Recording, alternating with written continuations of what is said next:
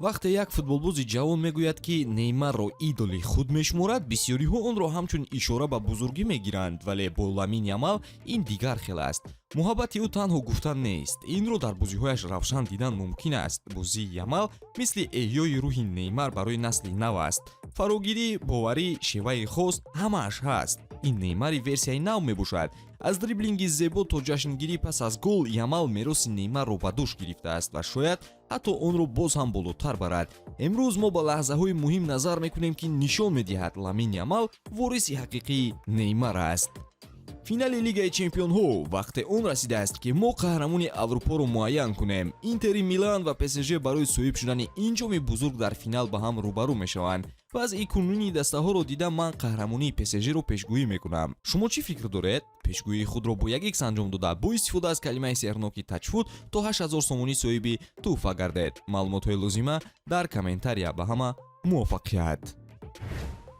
Неймар мегуфт ки ман бозӣ мекунам то мардумро шод кунам ва Ямал низ ҳамин тавр фикр мекунад. ӯ мегӯяд ки ман мехоҳам одамон ҳаловат баранд вақте бозии маро мебинанд. аз ин маълум мешавад ки ӯ танҳо барои рақамҳо нест, барои эҳсосот бозӣ мекунад.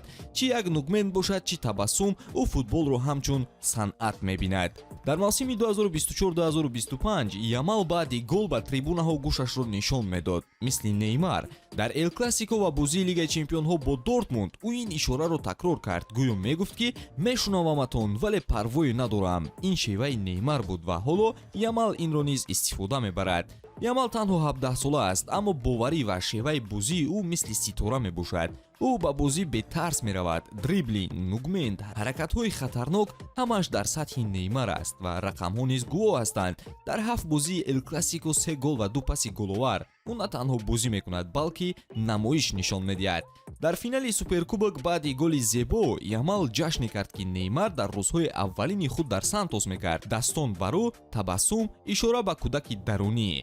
Неймар ҳамеша бо услубаш машҳур буд. либосҳои ҷаззоб, баландгӯякҳо дар даст, кайфияти мусиқӣ. Ямал низ ҳамин корро мекунад. бо ҷибели калон дар даст, мусиқӣ дар замина, вай кайфиятро ба бозӣ меорад. дар финали Суперҷоми 2025 бо Атлетик Билбао Ямал баъди гол дастонашро ба сина салибшакл гузошт. ишора ба ҷашни Неймар дар соли 2013 баъди хетрик бо Селтик. Неймар бо мӯйҳояш шӯҳрат дошт, мисли мӯи сари сафедшуда ё ин ки маҳвораҳо. ва Ямал чӣ?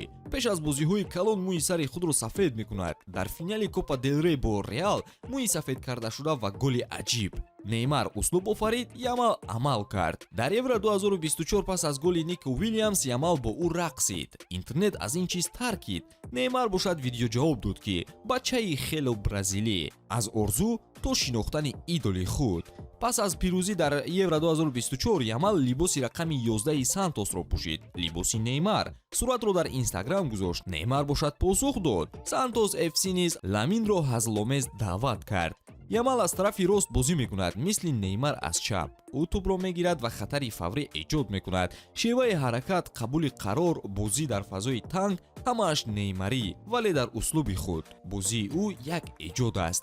пас шумо чӣ фикр доред? оё Ямал воқеан вориси Неймар аст ё шояд чизи бузургтаре бунёд мекунад? мумкин аст ки як рӯз Ламин соҳиби тӯпи тиллоӣ шавад?